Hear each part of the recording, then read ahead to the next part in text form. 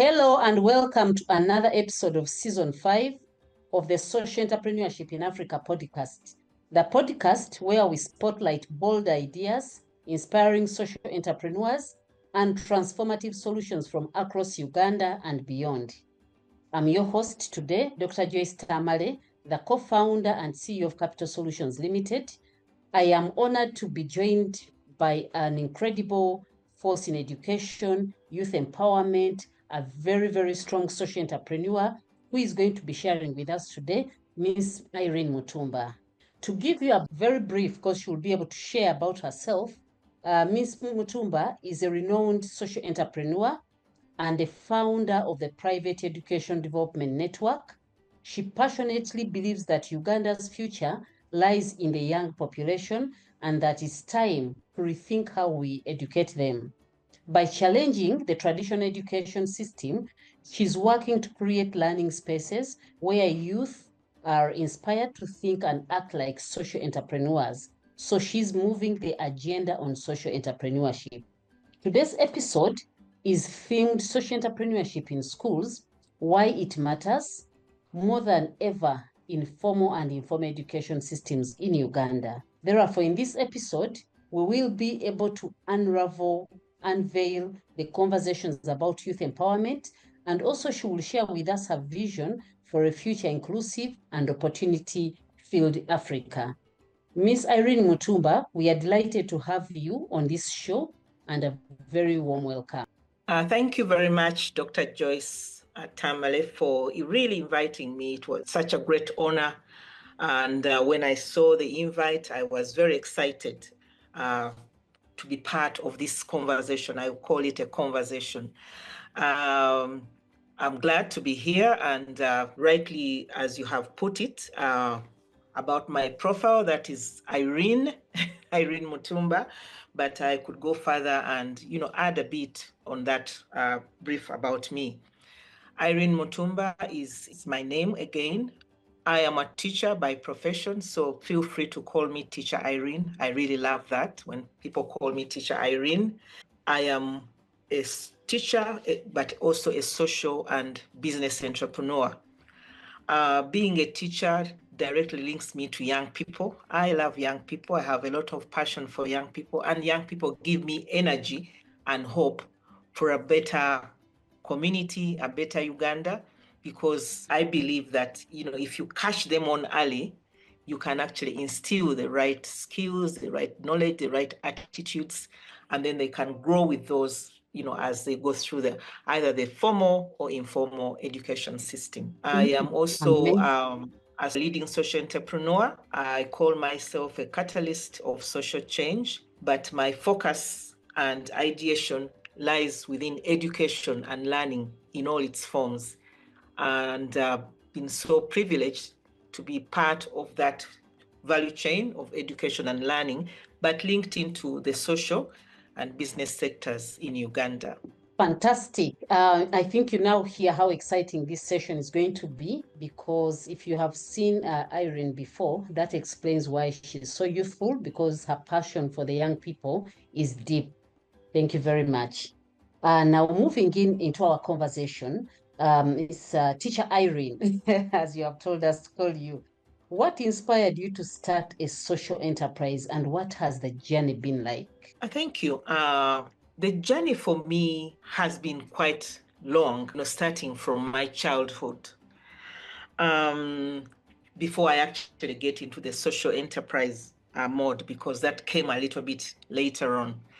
But I am the last born of 7 siblings. And by the time, I was born, most of my siblings were older. They were either married or in boarding schools. So most of the time, I was the only one alone with my parents. And beside us, we had a community of people that had actually migrated from northern Uganda, who came to work in the coffee factory in Bogolo, because we are living in Chitintale. But in that time, it meant that I did not have any person to play with or someone to help me with the house chores. So, and within that community, I was the only young person who went to a nursery school, a British nursery school in the area. So looking around me, I felt very lonely. But then, but then I could see young people in the community. So I asked myself, what would be the connection point here so that we can play together? I could not understand their language, also they couldn't understand it. But one connection dot was teaching them. So whenever I used to come back from the nursery school, I would teach them some English language, some English words. And that's how we started. And I would bring home, some of the drinks and, the eats I had taken. And, the head teacher, sometimes she would give me others, and then I would share with these young people.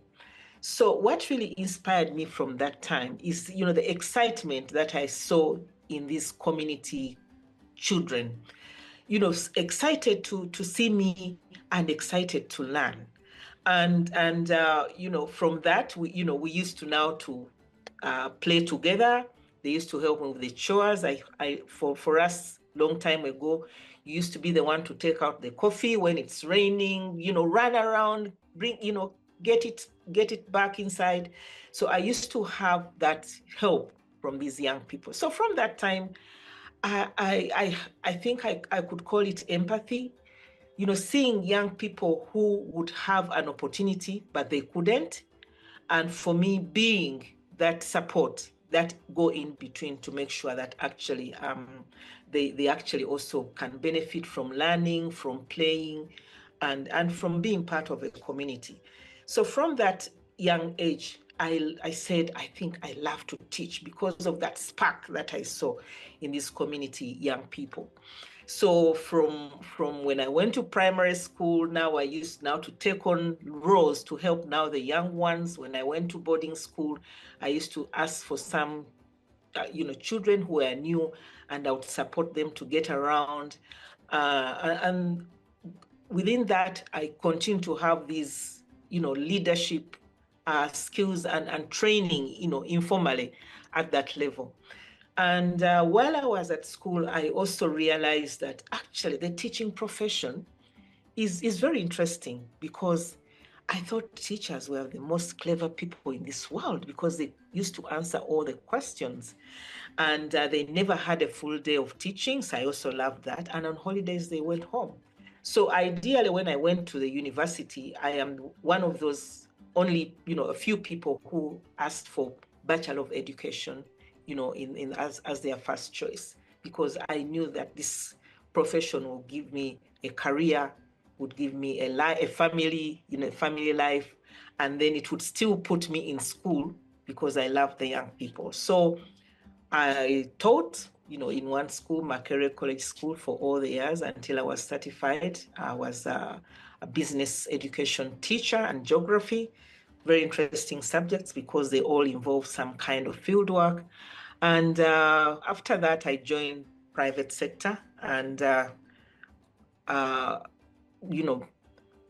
being in that leadership and management role, when I interviewed young people to join work, they used to present very nice certificates, very smart, very cultured, but I realized that they could not perform. So I used to spend so many hours doing their work. And that was the turning point in my life to say, no, we, the teachers, with the people in the education system, there's something that we are not doing right. We spend a lot of years with these young people, but then they are coming in the workplace with that culture of waiting to be told what to do, instructions, give it to them, and you could not really discredit them because that's the habit they knew. So this is when I said, well, instead of sitting around, let me join government, in particular the education sector, so that we can work together and I could complement what I feel is lacking.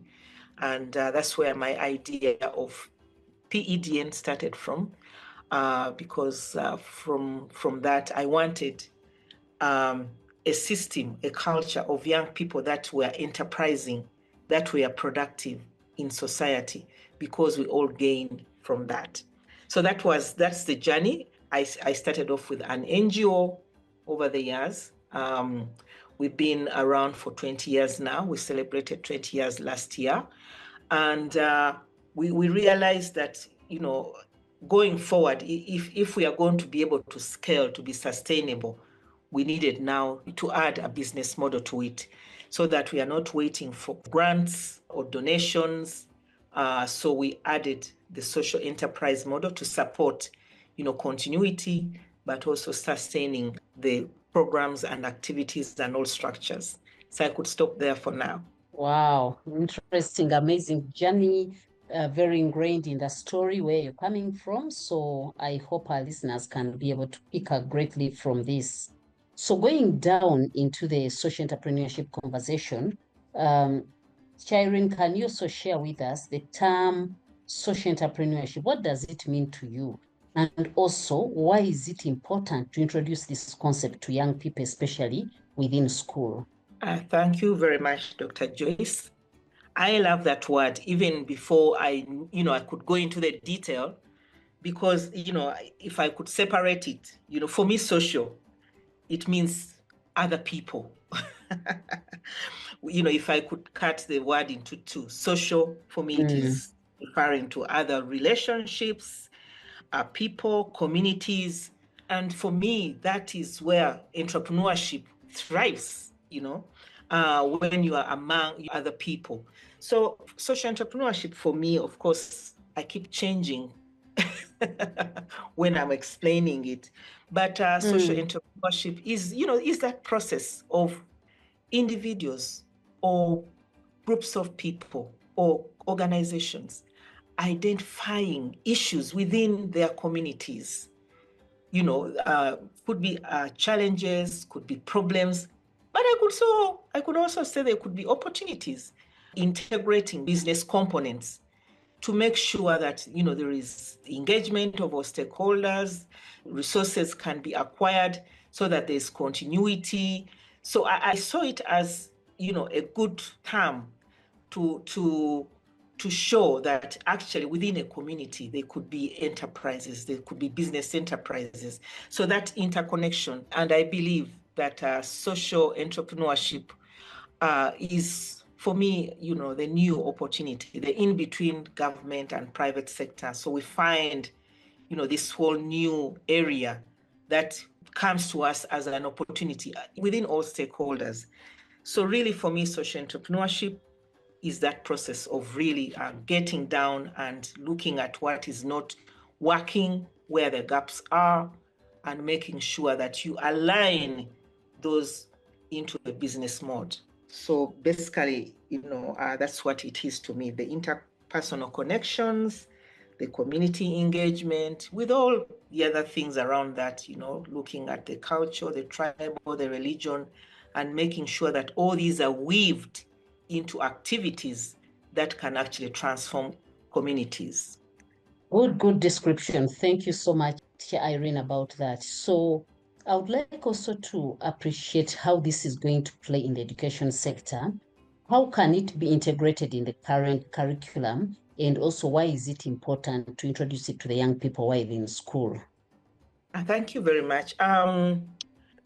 Social entrepreneurship is actually a great opportunity for young people in schools.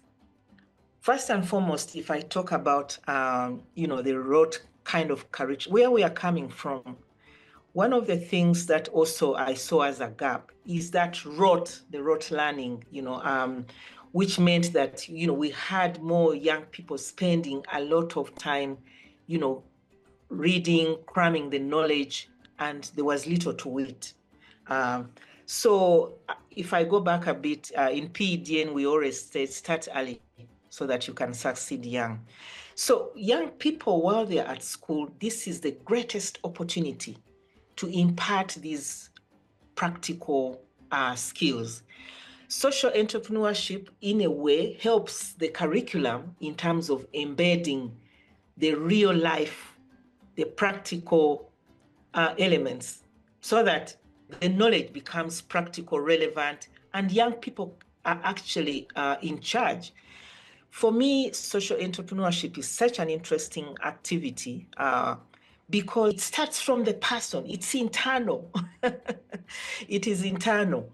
I mean, when I say it is internal, you know, this person has had, has seen, has touched, has walked, you know, that journey of challenges. So it really connects to them, you know, at a personal level. And then this whole process gives them an opportunity to actually innovate, to come up with ideas, to engage with others, which is not a practice that we teachers used in our earlier teaching strategies. It was me, I am the teacher, I have all the knowledge, and the next knowledge is in your books. So it's me and the books. And then as long as you can remember that and get it back on the examination paper, then you are okay. And so that did not work. So social entrepreneurship is a good complement for the new curriculum because we are looking at competencies, a competence-based curriculum. What can you do? How can you apply the knowledge that you have gotten in the classroom? If you are, for example, I am a geography teacher.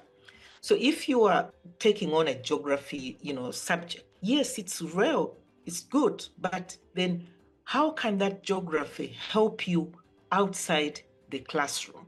So really we start bringing in the workplace within the school system, and it's very beneficial because young people spend a lot of time at school, more with us as the families, as communities. So the school is, you know, it has to be very strategic for us to make sure that social entrepreneurship starts at that level. Before, when I started the organization, you know, it started off from the, you know, the behavior side of the entrepreneurship, but also business. But we must also understand and agree that not every person is going to become a business person because business is an opportunity, but also not a very easy thing. But when you have something that aligns passion, that aligns, you know, experiences, so the connection is great. So in terms of the new curriculum, this is a great opportunity because it takes our young people out of those classrooms, you know, beyond the four walls of the school to the community.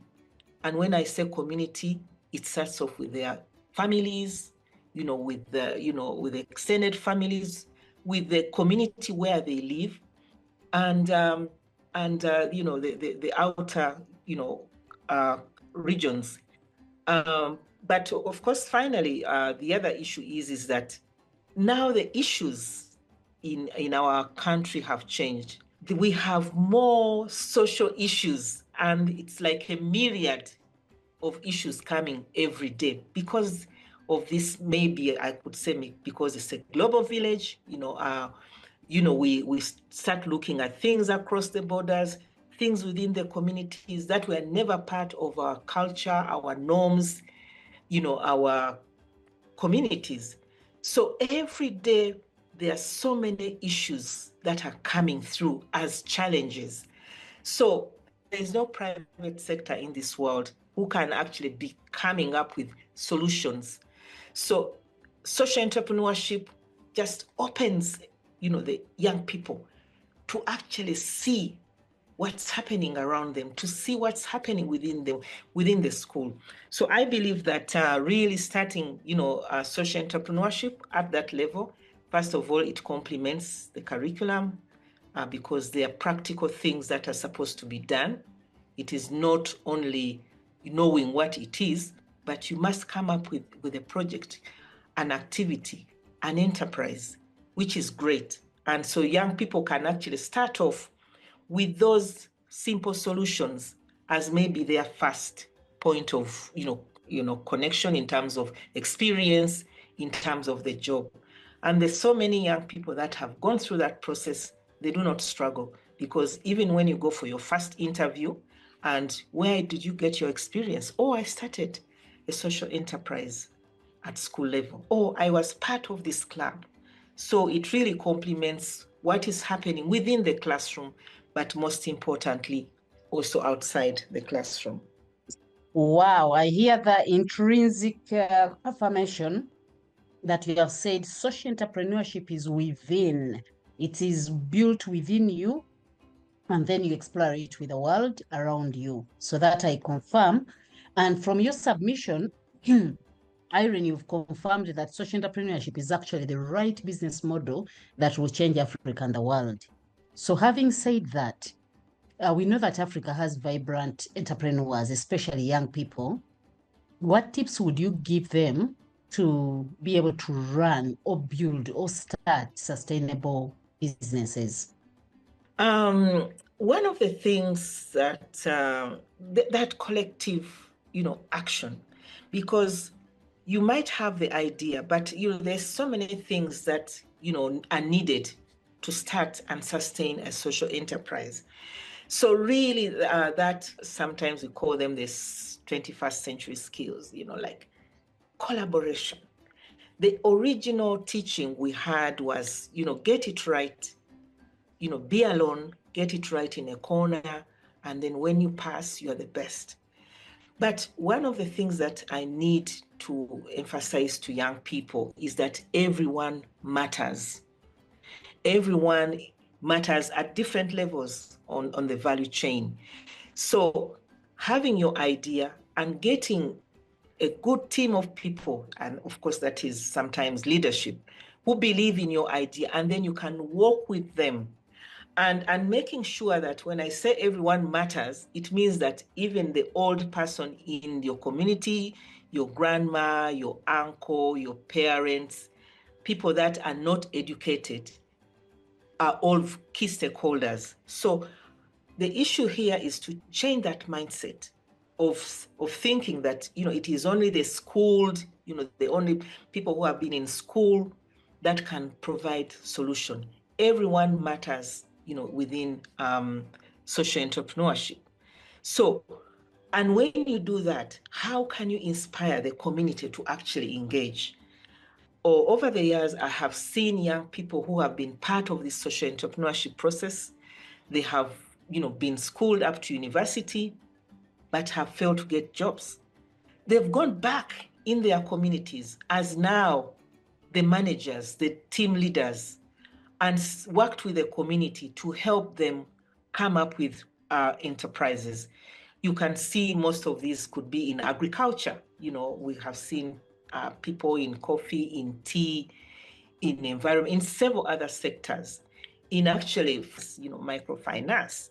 So much as you have an idea, you need the others. So that transactional kind of relationship. And most importantly also is, when you get people on your teams, you are building your social capital. Sometimes it may not be, getting people to just support or give you resources, but even non-financial support is very important. The networks that you get in the process. But also, we need to make sure that we are also creating or supporting young people to be active citizens in the community, not as just recipients, but how do they also giving back? So young people should, work with communities, making sure that, they work through in terms of changing mindsets, will they be traditional norms, making sure that, they foster that empathy and understanding, and encouraging innovation based on where they are. I have seen what I could say localized innovation. I have seen young people being very innovative, maybe coming up with, electrical stuff and, but are you going to scale that if you're in a community which does not have electricity? So how do you look around that and use, what is available to create these new solutions to all these problems? And finally, we need to actually probably make sure that for us who have been part of this process, how do we now support these young social entrepreneurs? And by being role models, by making sure that we have mentorship programs, coaching, exposure. I would really love, for over the years, I've had young people really coming to study me, as a teacher, as a social entrepreneur. So how are we giving out such opportunities for these, maybe could be exposure visits or study tours? So by empowering young people and promoting that collective action, I think we can build more social enterprises, and we can have more fulfilled individuals, because it's not just about the resources that are coming through, but that personal satisfaction that you get when you change, a life or many lives in the process.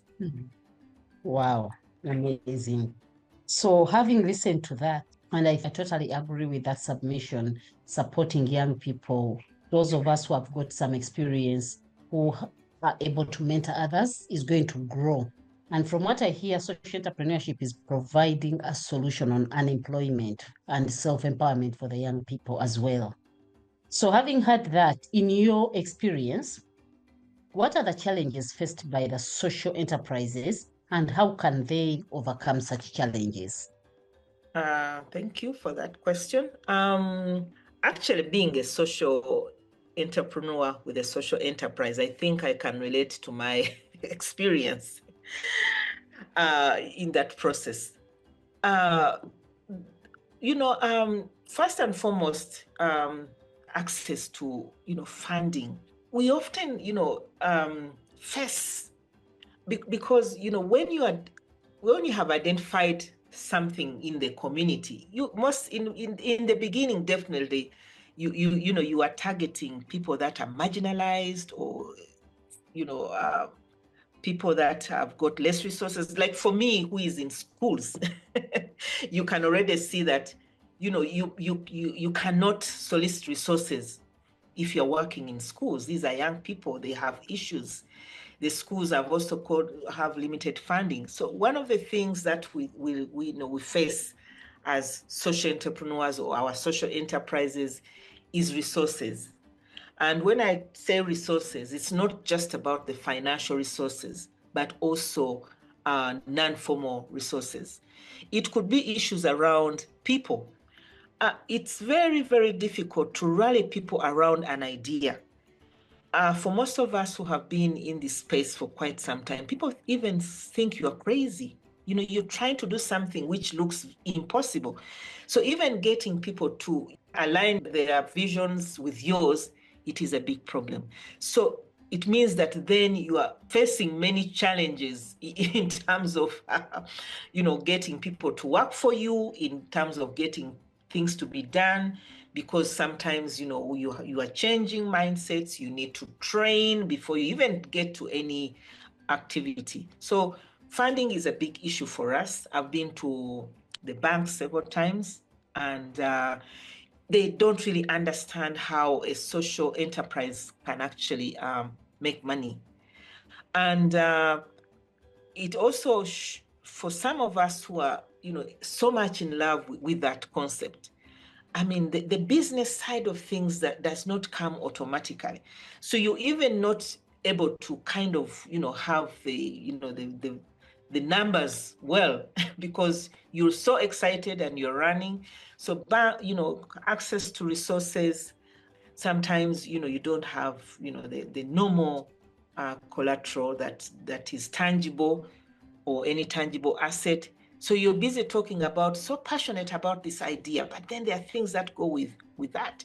So, having those unclear finance projection, and, you're always talking about the idea, but then when they ask you about the resources, it is difficult. So really, lacking that business acumen is a big issue. And much as I say that I am Irene, I'm social and business entrepreneur, but sometimes when it comes to social entrepreneurship and the business side of things, I come back. So, sometimes you are not even documenting well, because you are working with several stakeholders. So, there's so many struggles there. And when you see the government policies, social entrepreneurship is something that they don't really understand you, because you're either registered as an NGO or private limited company. So even in terms of explaining the environment around social enterprise is gray in terms of the policymakers. There's a lot that we need to do in terms of amplifying this greatest opportunity to all stakeholders, from the government, from the public, and private sector. So these are some of the things that I've also been struggling with in terms of, how do I scale? How do I expand this model without, without stopping? We are competing with several other people, the private sector people that have got it all right, and also competing actually with everyone else. Could be even government, could even be the international NGO partners. So really, as local social entrepreneurs, we have a very, kind of, I don't want to say risky, but it's a very difficult environment that we are working in, because we are picking a bit of this and that, and putting it all together is a challenge. You see, this is very, very touching, and the challenges are real, ranging from external, from within, and generally. However, we have got to steer in. So listening to that gives me hope that once we work on the challenges, the future is bright for social entrepreneurs. Again, Ms. Irene, would like you to share with us. You mentioned that for a social enterprise to thrive, partnerships are inevitable. So we need to ensure that we create partnerships. So in your opinion, what is the most effective way to create sustainable social change in underserved communities in Uganda? Thank you very much. Rightly said, partnerships are very key. And why so is that even the underserved communities, leaders have got key stakeholders. If I can give an opportunity, much as I love young people, as I love schools, there are key stakeholders that are key for these young people in making decisions or getting actually involved. So it has to be strategic and intentional. If you have a social enterprise, to know that if I have this problem, this solution, this is my market, I need to be able to understand who are the key stakeholders along the value chain. For us who are working in schools, getting to the young people could be the easiest, but you need to have, for example, a memorandum of understanding, probably with the ministry. You need to go in that very district and, come up with meet the district education officer and get a memorandum, gives you a sign-off, is an enabler to now get you into the school. And before you even get into the school, you have to now to liaise with the head teacher, the parent-teacher association, and then those, if they accept, then you go to the next level of now identifying the teachers that are going to be the trainers or the facilitators or the liaison. And for issues around, for example, if you're talking issues around activities, community finance, remember the parents of these young people are key stakeholders. So how do you now go out in the community or in the school parents and do an orientation and sensitization?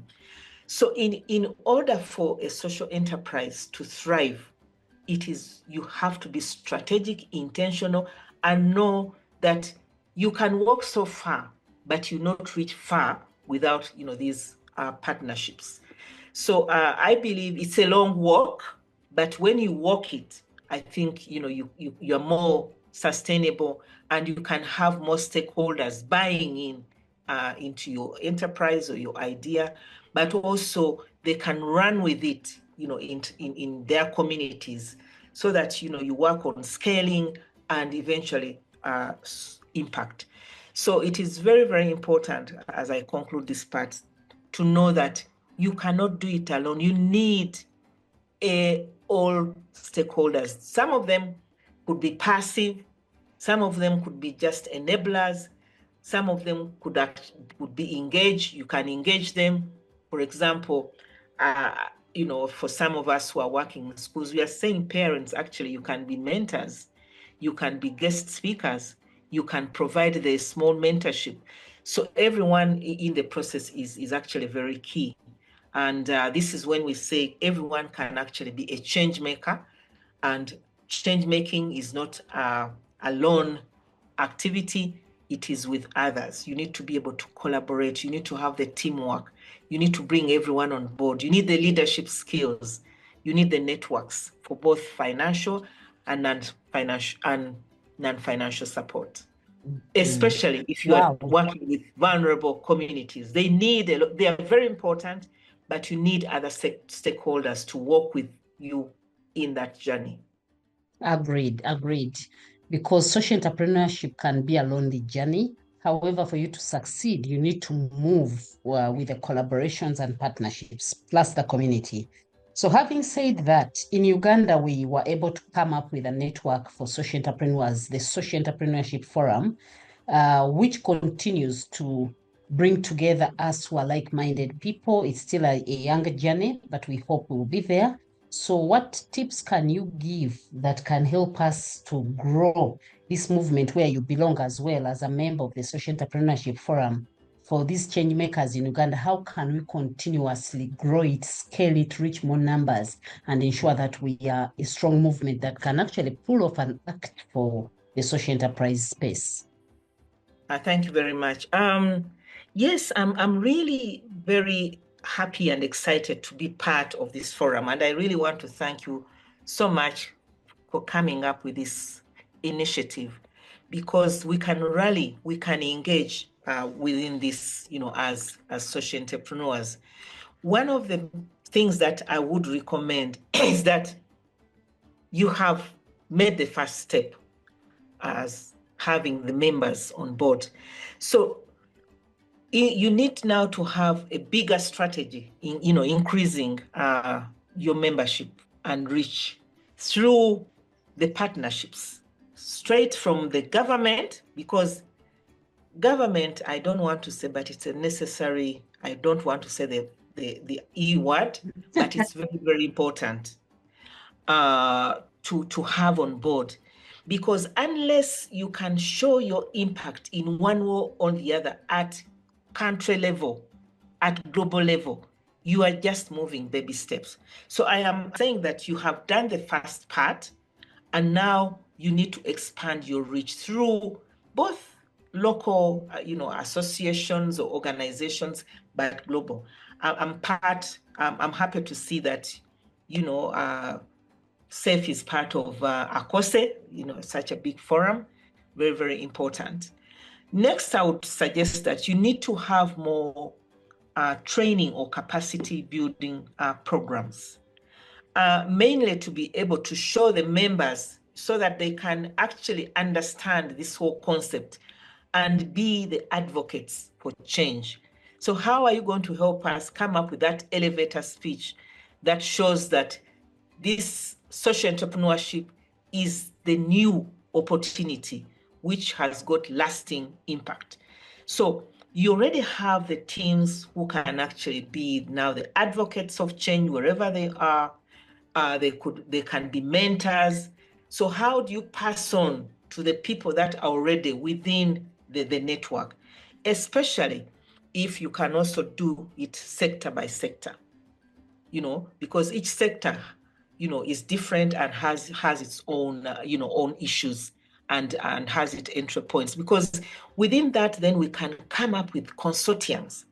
I am very, very interested in being part of the people that are part of the education membership in SAFE, because then we can actually speak the same language. Then as teams, we can actually move together and support other change. So I see us to be now a one-stop center that can continue the advocating for this the process, and mentorship, coaching, and being the ambassadors. Now we need to go out there and be the ambassadors within our communities. So you need also to support us in terms of, encourage, partnerships, strategic partnerships.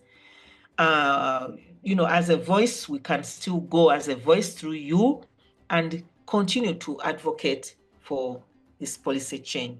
For us in the education space, in 2012, we went to the national curriculum. We said, this must be part of the curriculum. So with the support of ILO, we are able now to integrate social entrepreneurship in the curriculum.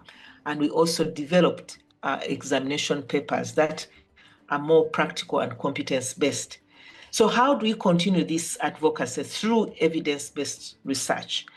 And I like the success stories that, the e-coffee session. I think that one should actually really continue. And who knows, SAFE can also, just like Ashoka has fellows, SAFE can also come up with, a structure, a name that really inspires and shows that we have people in Uganda that are different, that have inspired, that are advocates of social change, that have transformed communities. I know this has been done in the last symposium, but how do we do a bit more of this? Because unless we spotlight social entrepreneurship, unless we show the doers, the people that have done it well, sometimes it is very difficult to push this agenda. So yeah, really having a strong, intentional public and private sector model within SAFE is very key. We need to see our voices in the ministries, in the members of parliament, in the boardrooms, much more. And of course, for me, I'm very passionate about my education space. We need to have more players. We need to have more players, because if we are going to change this world in so many years to come, we need to start with the young people when they still have the time, the opportunity to fall, but also pick themselves up, but being surrounded by a team of mentors, of role models, of people that inspire them to grow. So yeah, those would be some of the recommendations. Can we create consortiums? Can we keep the fire burning, even out there in schools, in communities, by really identifying who are the key enablers in this process? Because I believe this is the greatest opportunity. Finally, I would say that social entrepreneurship, you cannot actually run out of things to do if you are passionate.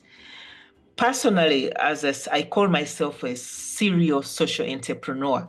And I think that's why I'm still working I should be retired now, but I'm still working because of the opportunities that I see around, of the challenges that, of course, translate into opportunities. So how can we have our young people being that, having the knowledge, having the skills, having, the right behaviors, but being able to act, I think, is one of those things that we need to take forward. And I think SAFE can actually help us to do that.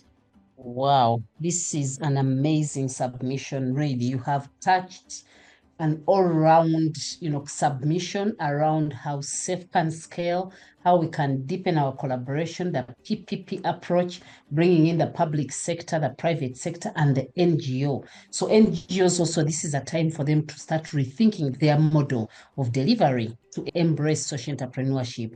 So I think I really, really appreciate your submission, Teacher Irene. And with that, I also would like you to share with our listeners, because I know many young people, aspiring social entrepreneurs, those on the road will be inspired by this conversation. How do you define success as a social entrepreneur? Thank you, Dr. Jess. That's, a difficult one. But as a social entrepreneur, personally, it is that, for me as a social entrepreneur, it is that belief, it is that seeing that really I am adding value, I'm making a difference. So it is very internal to me. And it gives me a lot of personal satisfaction and something that I dream of, when I wake up every day. So social entrepreneurship is internal. And, social impact, I think, if I can sum it up, is the value for me. It is great that we have all had these opportunities, big or small, but how do they translate in supporting people around us? So that personal satisfaction is success for me in my social entrepreneurship mode. And if I can actually scale, if I can pass it on, if I can be a catalyst of social change, and it does not take hours and months, if I can speak to someone each day and that person can be inspired, can be moved, for me, that is success. But of course, making sure that, what I start also continues, without me, I call it success. When I see, for example, that some of the initiatives that I've started have been adapted in the new curriculum, for me, that is success. Because not every person, should know Irene, and it's not important. But how can that idea, how can that seed be the one that is transforming that individual, that community? So success for other people is different. For others, for business entrepreneurs, it's the profit that they make. Yes, we love money, but money is not may not give you the peace, the satisfaction, the lasting satisfaction that you get when you make others around you better. And I think when you have peace is when everyone around you can actually come up with their own ideas and solutions. And so many rich people they don't have peace because everyone around you becomes now, I don't want to say, but maybe asking, dependent, begging all the time, because we have failed to plant that seed of making sure that everyone can actually create change. Everyone can come up with their own community idea, and also making sure that now that we have a problem with all the granting, the funding, I'm glad you talked about it. How can we as NGOs, transform our ideas in social enterprise? The ground is big, but I think we need that support. We need that that we can actually do it. So very, very importantly, that we continue the discussion in safe and other spaces to see that we actually grow this, because this is the opportunity. We have now challenges that are, I could say, Ugandan-based challenges. There's no solution that is going to come from abroad that might be able to solve some of this. So how do we get together and see that it is us that need to leap forward and make sure that we see but also act? Oh, yes, very, very, very well put. This is very touching to see that once you offer yourself to serve the community, be a social entrepreneur, the success comes deep from what Miss Irene has just shared. So as we wrap up this, Chair Irene, I would like to let our listeners here able to listen from you. How would if somebody is interested in collaborating or supporting your initiative, PEDN, where can they find you? Location, website, contact, name it. Thank you. We have an office, the Private Education Development Network. Actually, it is a group of companies within that same space.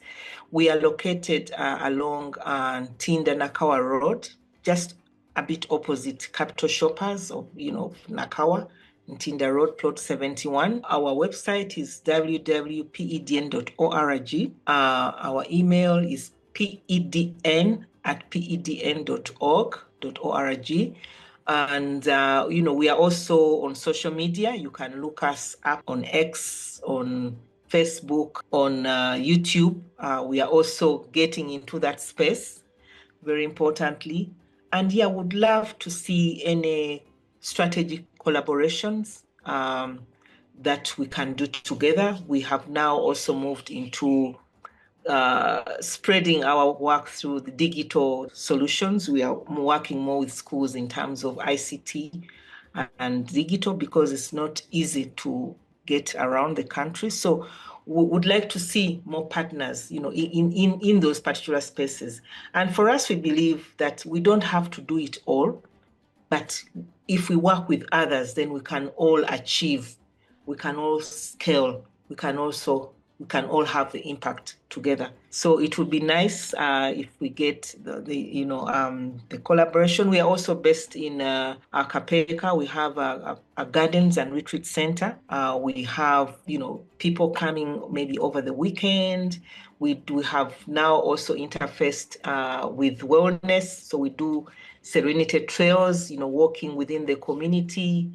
And very soon we shall also be having other social enterprises to make sure that we can continue sustaining our work. But also, most importantly, we are happy that our work has been adapted within the education system in Uganda. Thank you. Amazing, amazing parting shots. Once a social entrepreneur, you become serial and you never want to stop. That is a story we've had this time. What a truly inspiring conversation with Miss Irene Mutumba on the power and potential of social entrepreneurship. If today's episode sparked new ideas or left you feeling motivated, don't keep it yourself. Share it with a friend and follow us for more stories that are innovative, hopeful, and also impactful. Thanks for tuning in once again. For more of these uplifting conversations on social entrepreneurship, connect with us on LinkedIn, Facebook, YouTube, and Twitter, all at Capital Solutions. We thank you for listening and we hope you have been inspired.